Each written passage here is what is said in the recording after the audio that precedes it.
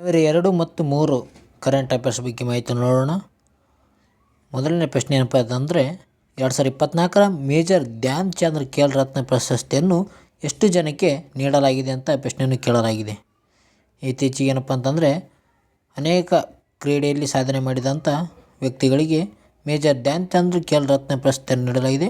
ಅದು ಎಷ್ಟು ಜನಕ್ಕೆ ನೀಡಿದ್ದಾರೆ ಅಂತ ಪ್ರಶ್ನೆಯನ್ನು ಕೇಳಲಾಗಿದೆ.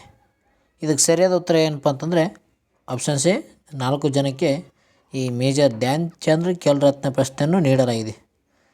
ನ್ಯೂಸಲ್ಲಿ ನೋಡೋದಾದರೆ ಇಲ್ಲಿ ಮನು ಭಾಕರ್, ಗುಕೇಶ್ ಸೇರಿ 4 ಖೇಲ್ ರತ್ನ ಪ್ರಶಸ್ತಿ ಅಂತ ನ್ಯೂಸಲ್ಲಿ ಬಂದಿದೆ ಅಂತ ಹೇಳ್ಬೋದು. ಇದ್ರ ಬಗ್ಗೆ ಮಾಹಿತಿಯನ್ನು ನೋಡೋಣ.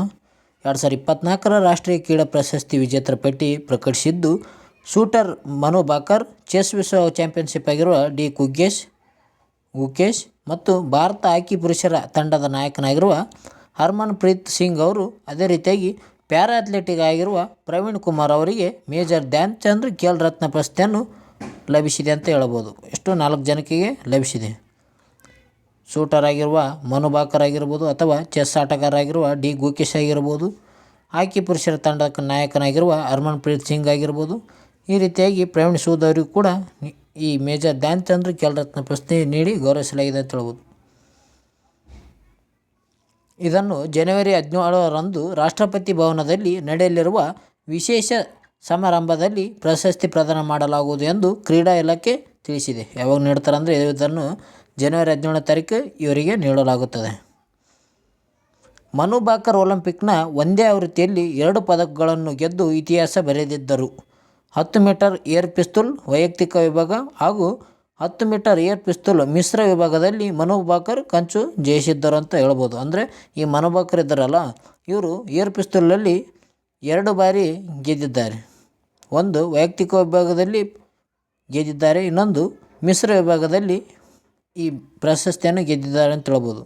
ಕಂಚಿನ ಪ್ರಶಸ್ತಿಯನ್ನು ಗೆದ್ದಿದ್ದಾರೆ ಮನು ಭಾಕರ್ ಅವರು.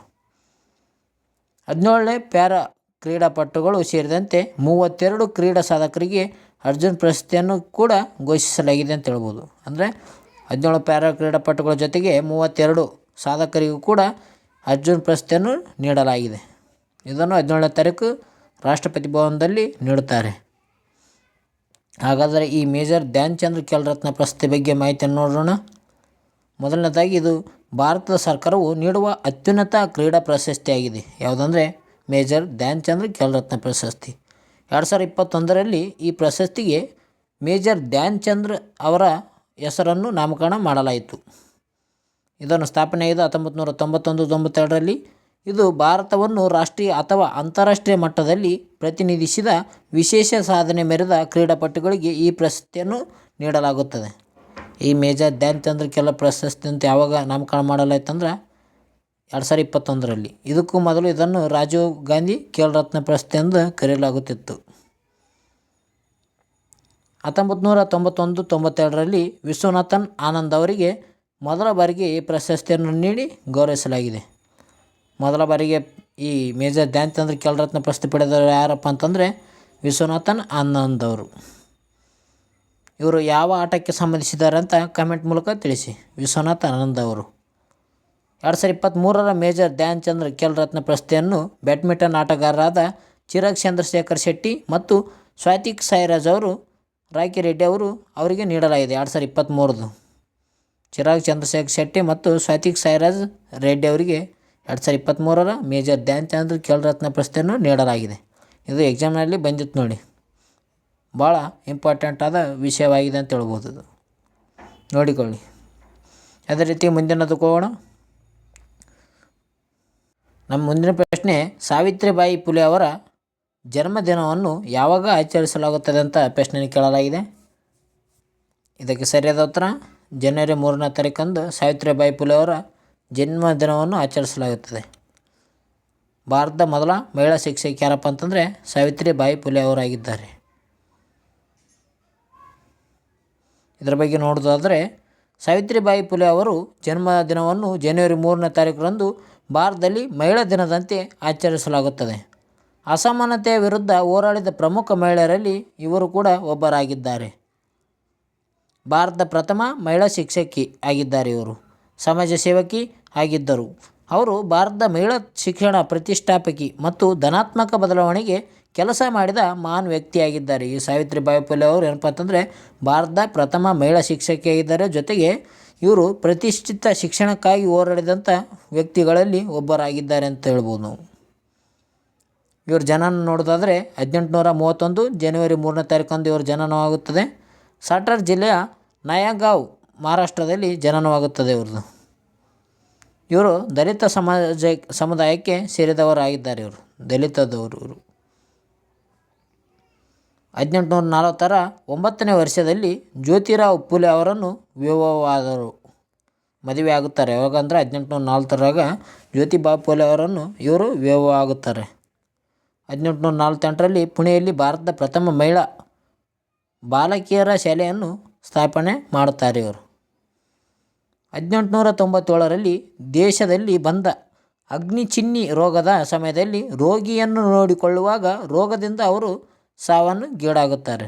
ಜ್ಯೋತಿಬಾ ಫುಲೆ ಅವರು 1897ರಲ್ಲಿ ಏನಪ್ಪ ಅಂತಂದರೆ ನಮ್ಮ ದೇಶಕ್ಕೆ ಅಗ್ನಿಚಿನ್ನಿ ಎಂಬ ರೋಗ ಬಂದಿರ್ತದೆ.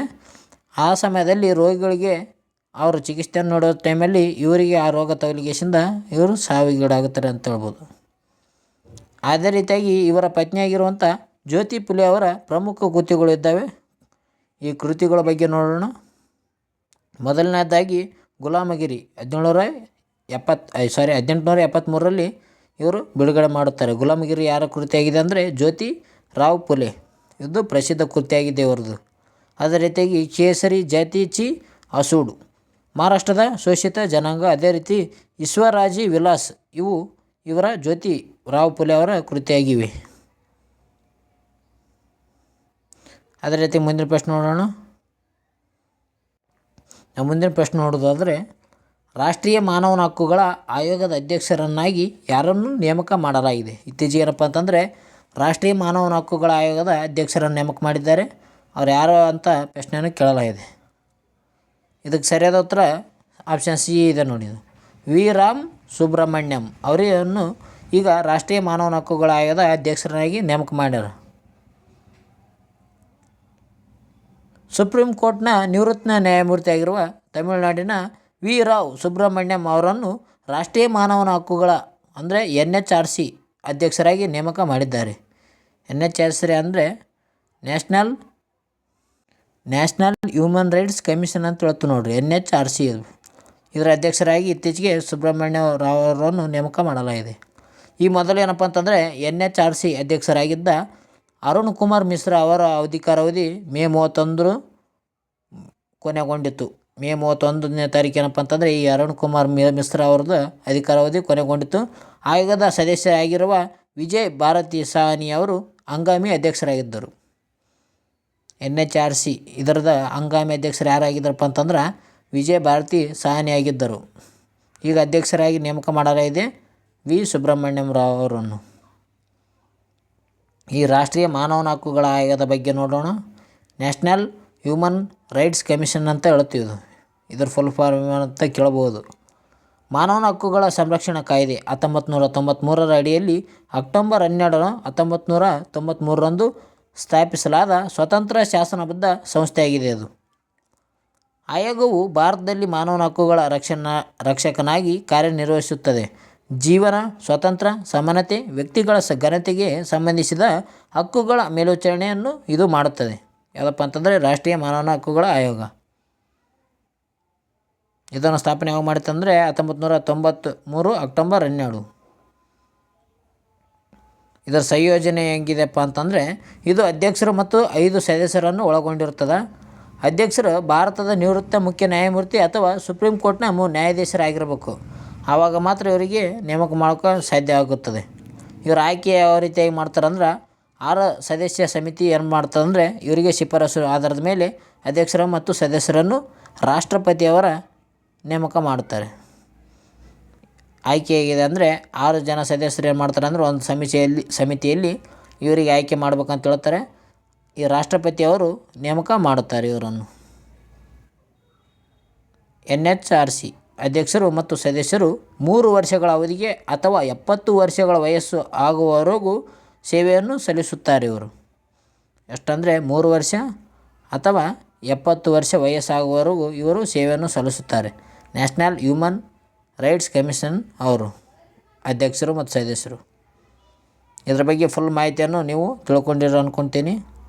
ನಿಮಗೇನಾದರೂ ಈ ವಿಡಿಯೋ ಇಷ್ಟ ಆದರೆ ಬೇಗನೆ ಒಂದು ಲೈಕ್ ಕೊಡಿ. ಮುಂದೆ ನೋಡೋಣ. ಭಾರತ ಮತ್ತು ಯಾವ ದೇಶದ ನಡುವೆ ಸೂರ್ಯಕಿರಣ ಸಮರಾಭ್ಯಾಸ ನಡೆಯುತ್ತದೆ? ಇದು ಸಮರಾಭ್ಯಾಸದ ಪ್ರಶ್ನೆಗಳು ಕೂಡ ಕೇಳಲಾಗಿದೆ ಎಕ್ಸಾಮ್ನಲ್ಲಿ, ನೋಡಿಕೊಳ್ಳಿ ಫ್ರೆಂಡ್ಸ್. ಇದು ಸರಿಯಾದ ಉತ್ತರ. ನೇಪಾಳ ದೇಶದ ಮಧ್ಯೆ ನಡೆಯುತ್ತದೆ ನೋಡಿ ಸೂರ್ಯಕಿರಣ ಸಮರಾಭ್ಯಾಸ. ಸೂರ್ಯಕಿರಣ ಸಮರಾಭ್ಯಾಸ ಏನಪ್ಪ ಅಂತಂದರೆ ಭಾರತ ಮತ್ತು ನೇಪಾಳ ದೇಶಗಳ ಮಧ್ಯದಲ್ಲಿ ನಡೆಯುವ ಒಂದು ಜಂಟಿ ಮಿಲಿಟರಿ ಸಮರಾಭ್ಯಾಸ ಆಗಿದೆ. ಇದು ನೇಪಾಳದಲ್ಲಿ ಇತ್ತೀಚೆಗೆ ನಡೆಯಿತು. ಭಾರತ ಮತ್ತು ನೇಪಾಳದ ಮಧ್ಯದಲ್ಲಿ ಪರ್ಯಾಯವಾಗಿ ನಡೆಯುತ್ತದೆ. ಇದು ಪ್ರಸ್ತುತವಾಗಿ ನಡೆಯುವ ಸಮರಾಭ್ಯಾಸ 18ನೇ ಆವೃತ್ತಿಯಾಗಿದೆ. ಎಷ್ಟನೇ ಆವೃತ್ತಿ ಅಂದರೆ 18ನೇ ಆವೃತ್ತಿ ಆಗಿದೆ ನೋಡಿರಿ. ಇದು 2024ರಲ್ಲಿ ನಡೆದದ್ದು. ಅದೇ ರೀತಿಯಾಗಿ ಮುಂದೆ ನೋಡೋಣ. ರಾಷ್ಟ್ರೀಯ ಗ್ರಾಹಕರ ಹಕ್ಕುಗಳ ದಿನ ಎಂದು ಯಾವಾಗ ಆಚರಣೆ ಮಾಡಲಾಗುತ್ತದೆ ಅಂತ ಪ್ರಶ್ನೆಯನ್ನು ಕೇಳಲಾಗಿದೆ. ಯಾವುದಾದ್ರೂ ಒಂದು ದಿನಾಚರಣೆ ಬಗ್ಗೆ ಪ್ರಮುಖ ಪ್ರಶ್ನೆಯನ್ನು ಕೇಳಲಾಗುತ್ತದೆ, ನೋಡಿಕೊಳ್ಳಿ. ರಾಷ್ಟ್ರೀಯ ಗ್ರಾಹಕರ ಹಕ್ಕುಗಳ ದಿನ ಯಾವಾಗ ಅಂದರೆ ಇದಕ್ಕೆ ಸರಿಯಾದ ಉತ್ತರ ಡಿಸೆಂಬರ್ 24ರಂದು ರಾಷ್ಟ್ರೀಯ ಗ್ರಾಹಕರ ಹಕ್ಕುಗಳ ದಿನವನ್ನು ಆಚರಣೆ ಮಾಡಲಾಗುತ್ತದೆ. ಹಾಗಾದರೆ ಅಂತಾರಾಷ್ಟ್ರೀಯ ಗ್ರಾಹಕರ ಹಕ್ಕುಗಳ ದಿನವನ್ನು ಯಾವಾಗ ಆಚರಣೆ ಮಾಡ್ತಾರೆ ಎಂದು ಕಮೆಂಟ್ ಮೂಲಕ ತಿಳಿಸಿ. Question number 2. ಈ ಕ್ವೆಶ್ಚನ್ಗಳು ಹೇಳಿರ್ತವಲ್ಲ ಅವು ಪರ್ಫೆಕ್ಟಾಗಿ ನೀವು ಕಮೆಂಟಲ್ಲಿ ತಿಳಿಸಿ. ಇದರ ಬಗ್ಗೆ ಮಾಹಿತಿ ನೋಡೋದಾದರೆ, ಪ್ರತಿ ವರ್ಷ ಡಿಸೆಂಬರ್ 24 ರಾಷ್ಟ್ರೀಯ ಗ್ರಾಹಕರ ಹಕ್ಕುಗಳ ದಿನಾಚರಣೆಯನ್ನು ಆಚರಿಸಲಾಗುತ್ತದೆ. 2024ರ ಧ್ಯೇಯವಾಕ್ಯ ಅಂದರೆ ಪ್ರತಿಯೊಂದು ದಿನಾಚರಣೆಗೆ ಒಂದೊಂದು ಧ್ಯೇಯವಾಕ್ಯವನ್ನು ನೀಡುತ್ತಾರೆ. ಇವು ಪ್ರಮುಖ ಅಂಶ ಆಗಿರುತ್ತೆ ನೋಡಿ. Virtual hearing and digital access to consumer justice ಎಂಬುದು 2024ರ ರಾಷ್ಟ್ರೀಯ ಗ್ರಾಹಕರ ಹಕ್ಕುಗಳ ದಿನದ ಧ್ಯೇಯವಾಕ್ಯವಾಗಿದೆ ಅಂತ ಹೇಳ್ಬೋದು. ಅದೇ ರೀತಿ ಮುಂದೆ ನೋಡೋಣ. ಇತ್ತೀಚೆಗೆ ನರೇಂದ್ರ ಮೋದಿ ಅವರಿಗೆ ಪ್ರದಾನ ಮಾಡಲಾದ ದಿ ಆರ್ಡರ್ ಆಫ್ ಮುಬಾರಕ್ ಅಲ್ ಕಬೀರ್ ಪ್ರಶಸ್ತಿ ಯಾವ ದೇಶದ್ದಾಗಿದೆ? ಇದಕ್ಕೆ ಸರಿಯಾದ ಉತ್ತರ ಆಪ್ಷನ್ಸ್ ಬಿ ಕುವೈತ್ ನೋಡಿ. ಕುವೈತ್ ದೇಶದ ಆರ್ಡರ್ ಆಫ್ ಮುಬಾರಕ್ ಅಲ್ ಕಬೀರ್ ಪ್ರಶಸ್ತಿಯನ್ನು ಪ್ರಧಾನಿ ನರೇಂದ್ರ ಮೋದಿ ಅವರಿಗೆ ನೀಡಲಾಗಿದೆ. ಕುವೈತ್ ಪ್ರವಾಸ ಕೈಗೊಂಡಿರುವ ಪ್ರಧಾನಿ ನರೇಂದ್ರ ಮೋದಿ ಅವರಿಗೆ ಅಲ್ಲಿನ ಅತ್ಯುನ್ನತ ಗೌರವವಾದ ದಿ ಆರ್ಡರ್ ಆಫ್ ಮುಬಾರಕ್ ಅಲ್ ಕಬೀರ್ ಅನ್ನು ಪ್ರದಾನ ಮಾಡಲಾಯಿತು. ಉಭಯ ದೇಶಗಳ ನಡುವೆ ಸಂಬಂಧವನ್ನು ಬಲಗೊಳಿಸಲು ಕಾರಣಕ್ಕೆ ಮೋದಿ ಅವರಿಗೆ ಈ ಕುವೈತ್ ದೊರೆಯಾಗಿರುವ ಶೇಖ್ ಮಿಶೆಲ್ ಅಲ್ ಅಹಮದ್ ಅಲ್ ಜಬೇರ್ ಅಲ್ ಸಬಾ ಅವರು ಈ ಗೌರವವನ್ನು ಸಲ್ಲಿಸಿದ್ದಾರೆ. ಈ ರಾಜನ ಹೆಸರು ನೋಡಿ ಎಷ್ಟು ದೊಡ್ಡದಿದೆ, ಇದು ನೆನಪಿನಲ್ಲಿ ಇಟ್ಟುಕೊಳ್ಳಿ. ಶೇಖ್ ಮಿಶೆಲ್ ಅಲ್ ಅಹಮದ್ ಅಲ್ ಜಬೇಲ್ ಅಲ್ ಸಬಾ ಇವರು ಏನು ಮಾಡಿದ್ದಾರೆ ಅಂದರೆ ಈ ಗೌರವವನ್ನು ನೀಡಲಾಗಿದೆ. ಆರ್ಡರ್ ಆಫ್ ಮುಬಾರಕ್ ಅಲ್ ಕಬೀರ್ ಪ್ರಶಸ್ತಿಯನ್ನು ನರೇಂದ್ರ ಮೋದಿ ಅವರಿಗೆ ಈ ಅಲ್ಲಿನ ದೊರೆ ಕುವೈತ್ನ ದೊರೆ ನೀಡಿ ಗೌರವಿಸಿದ್ದಾರೆ. ಈ ಪ್ರಶಸ್ತಿ ಏನಪ್ಪ ಅಂತಂದರೆ ಪ್ರಧಾನಿ ಮೋದಿ ಅವರಿಗೆ 20ನೇ ಅಂತಾರಾಷ್ಟ್ರೀಯ ಪ್ರಶಸ್ತಿಯಾಗಿದೆ. ಈ ಪ್ರಶಸ್ತಿಯು ದೊರೆತಿರುವುದು ಪ್ರಧಾನಿ ಮೋದಿ ಅವರಿಗೆ 20ನೇ ಅಂತಾರಾಷ್ಟ್ರೀಯ ಪ್ರಶಸ್ತಿಯಾಗಿ ಗೌರವಿಸಲಾಗಿದೆ. ಇವರಿಗೆ ಅಂತಾರಾಷ್ಟ್ರೀಯ ಪ್ರಶಸ್ತಿ ಯಾರಿಗೆ ಅಂದರೆ ಪ್ರಧಾನಿ ಮೋದಿ ಅವರಿಗೆ. ಅದೇ ರೀತಿಯಾಗಿ ಇವತ್ತಿನ ಕೊನೆಯ ಸ್ಲೈಡ್ ನೋಡೋಣ. 21 ಲೈನರ್ಸ್ ಅಂತ ಹೇಳ್ಬೋದು. ಅದು ಕೊನೆಯದಾಗಿ 2025ನೇ ಸಾಲಿನ ಬಸವ ಪ್ರಶಸ್ತಿಗೆ ಕವಿ ಪ್ರೊಫೆಸರ್ GS ಸಿದ್ಧಲಿಂಗಯ್ಯ ಅವರನ್ನು ಆಯ್ಕೆ ಮಾಡಲಾಗಿದೆ. ಯಾವ ಪ್ರಶಸ್ತಿಗೆ? ಬಸವ ಪ್ರಶಸ್ತಿಗೆ. ಯಾರ್ಯಾರು ಪ್ರಶಸ್ತಿ ಕೊಟ್ಟರಂತ ಪ್ರಶ್ನೆಗಳನ್ನು ಕೇಳಬಹುದು, ನೋಡಿಕೊಳ್ಳಿ. 2024ನೇ ಸಾಲಿನ ಸಿದ್ಧಗಂಗಾ ಶ್ರೀ ಪ್ರಶಸ್ತಿಗೆ ಹಿರಿಯ ವಿದ್ವಾಂಸ ಆಗಿರುವ ಗೋರು ಚೆನ್ನಬಸಪ್ಪ ಅವರು ಆಯ್ಕೆಯಾಗಿದ್ದಾರೆ. ಸಿದ್ಧಗಂಗಾ ಪ್ರಶಸ್ತಿಗೆ ಸಿದ್ಧಗಂಗಾ ಶ್ರೀ ಪ್ರಶಸ್ತಿ ಇದು ತುಮಕೂರಲ್ಲಿ ನೀಡಲಾಗುತ್ತದೆ. ಸಿದ್ಧಗಂಗಾ ಮಠದವರು ನೀಡ್ತಾರೆ. ಇದು ಸಿದ್ಧಗಂಗಾ ಶ್ರೀ ಪ್ರಶಸ್ತಿ. ಏರ್ ಇಂಡಿಯಾ ವಿಮಾನ ಸಂಸ್ಥೆ ವಿಮಾನಗಳಲ್ಲಿ ವೈಫೈ ಅಳವಡಿಸಿದ ಮೊದಲ ಸಂಸ್ಥೆಯಾಗಿದೆ. ಈ ಏರ್ ಇಂಡಿಯಾ ಏನು ಮಾಡಿದೆ ಅಂದರೆ ಇತ್ತೀಚೆಗೆ ವಿಮಾನಗಳಲ್ಲಿ ವೈಫೈಯನ್ನು ಅಳವಡಿಸಿಕೊಂಡಿರುವ ಮೊದಲ ಸಂಸ್ಥೆಯಾಗಿದೆ. ಇದರಿಂದ ಏನಪ್ಪ ಅಂತಂದರೆ ವಿಮಾನದಲ್ಲಿ ವೈಫೈ ಬಳಕೆ ಮಾಡಬಹುದಾಗಿದೆ. ಓಕೆ ಫ್ರೆಂಡ್ಸ್, ಈ ಒಂದು ವಿಡಿಯೋದಲ್ಲಿ ಇಷ್ಟೇ ಮಾಹಿತಿ. ಮುಂದಿನ ವಿಡಿಯೋದಲ್ಲಿ ಸಿಗೋಣ. ನಿಮ್ಗೇನಾದರೂ ಈ ವಿಡಿಯೋ ಇಷ್ಟ ಆದರೆ ಲೈಕ್ ಮಾಡಿ, ಶೇರ್ ಮಾಡಿ, ಸಬ್ಸ್ಕ್ರೈಬ್ ಮಾಡಿ. ಅದೇ ರೀತಿಯಾಗಿ ನಾವು ಕೇಳಿರುವಂಥ 2-3 ಪ್ರಶ್ನೆಗಳಿಗೆ ನೀವು ಸರಿಯಾದ ಉತ್ತರವನ್ನು ನೀಡಿ ಕಮೆಂಟ್ ಮೂಲಕ. ಜಲ್ದಿ ಒಂದು ಲೈಕ್ ಕೊಡಿ. ಓಕೆ ಫ್ರೆಂಡ್ಸ್, ಮುಂದಿನ ವಿಡಿಯೋದಲ್ಲಿ ಸಿಗೋಣ. ಎಲ್ಲರಿಗೂ ಬಾಯ್.